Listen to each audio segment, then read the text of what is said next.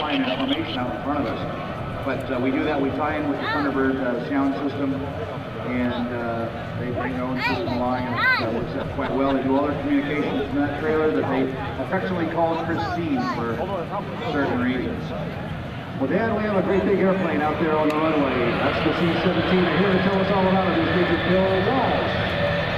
Well, good afternoon, everybody. I'm Major Bill Walsh from the United States Air Force Reserve, 315th Airway Wing at Charleston Air Force Base, in the midst of the great city of Rhode Island. It's my pleasure this morning to describe to you the flight demonstration by America's nuclear Globemaster, C-17.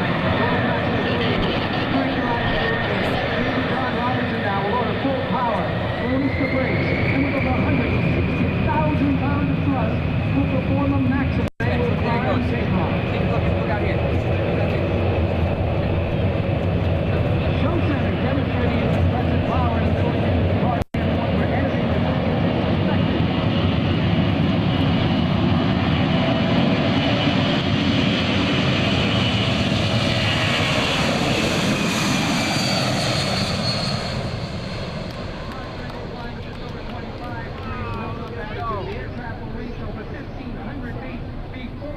The departure end of the runway. This takeoff has more horsepower than 6 times the entire Indianapolis 500 lineup. We saw a lot of great performances earlier with a lot of great airplanes. Now let's try some of those things with one of the big boys. Over 500,000 pounds being lifted into the air. Your pilots for today's demonstration, Major John Robertson, Major Richard Kimball, Safety Pilot Major Scott Tirico, and Major Rob House. Our Loadmaster, Master Sergeant Darrell Brown. The crew right here from the 171st Airlift Squadron has a combined total hours of 17,000 flying hours in various aircraft, including the C-17, the C-130, the C-141, the T-1 Jayhawk, T-38 Talon, and T-38 Tweak. To the right, the C-17 will make a first pass. It'll be a high-speed pass. After completing the teardrop maneuver, it'll align with the runway. Major Robinson is now heading inbound. He'll pass at about 250 knots or close to 300 miles an hour, demonstrating the rapid strategic capability of the Globemaster 3.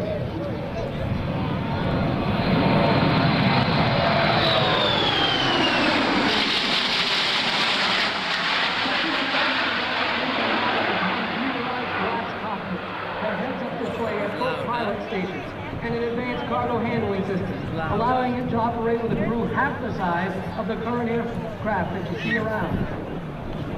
Only 3 crew members are actually required to fly the giant C-17. The aircraft's advanced design allows it to accomplish its entire mission with its minimum crew.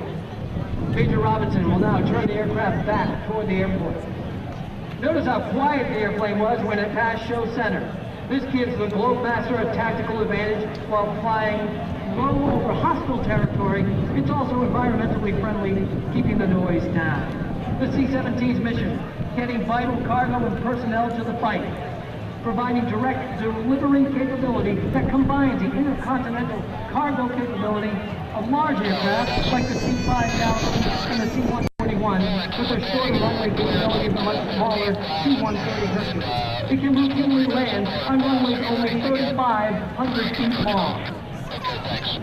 Other missions include tactical airdrop, troops, cargo, humanitarian missions and disaster relief, presidential and vice presidential support, State Department support missions, and special operations. Show left. To the left, Major Robinson now will maneuver to show its ability to fly at slower speeds and demonstrate its advanced aerodynamics in action. The crew decided they loved Rhode Island. They absolutely enjoyed chowder and clam cakes, and you can put a lot of chowder and clam cakes in the back of this airplane. Our Globemasters open the back door. They're going to turn the airplane around, and they want to wait to go to the stage.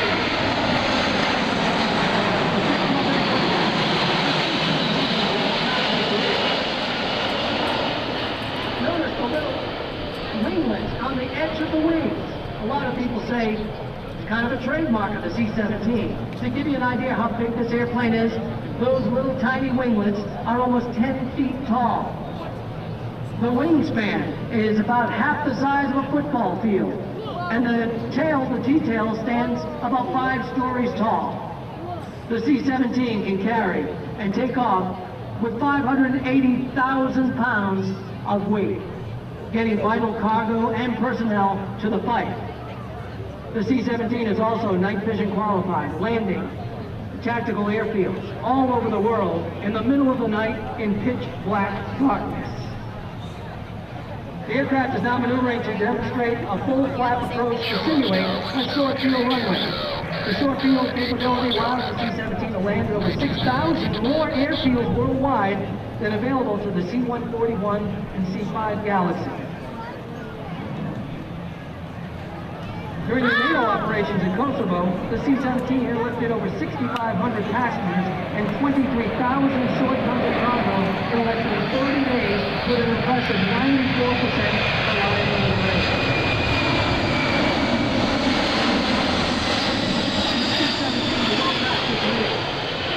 Made its first flight in September 1991. Since then, the C-17 has set over 20 world records, including payload to altitude and time to climb records. Boeing delivered the first operational C-17 to Charleston Air Force Base, South Carolina, in June of 1993. The C-17 is built at Boeing Aircraft in Long Beach, California. And in case you're likely to see today, it costs about $200 million.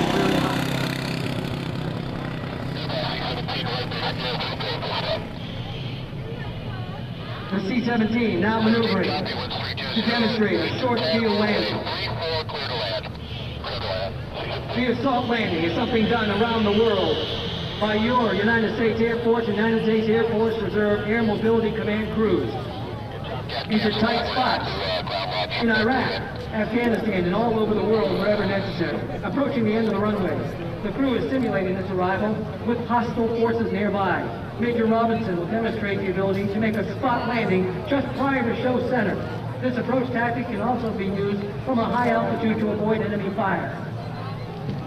To the right, we call it the assault landing. Again, picture doing this in the pitch black darkness of night with night vision goggles and no runway lights. I just want to see him. Max, come here. Look, there he is now. Major Robinson has ordered full flaps. Then we'll go home. Flaps, here. And then we'll go home. Come here. Now demonstrating the very short landing distance of the C-17. Watch. Show right. Major Robinson will have that airplane stop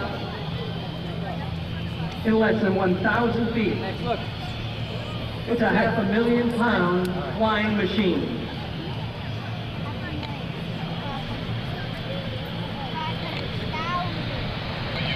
Let's count as Major Robinson hits the ground to see how long it takes to stop this 500,000 pound thing.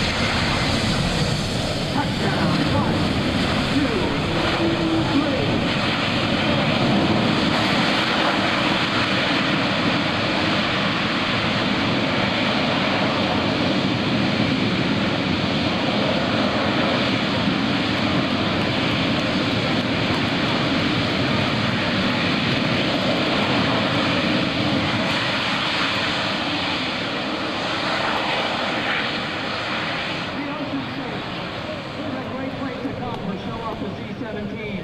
And we are thrilled to come from Charleston here to Rhode Island. Give them a great big round of applause. And they'll give you a little bow. It's your United States Air Force Reserve C-17 from the 350 Airlift Wing. Once again, a little bow for the crowd. Ladies and gentlemen, your United States Air Force Reserve and Air Force teams around the world 24 hours a day.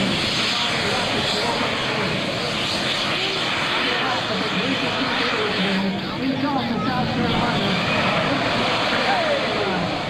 I'm Major Bill Walsh on behalf of the entire C-17 demo team.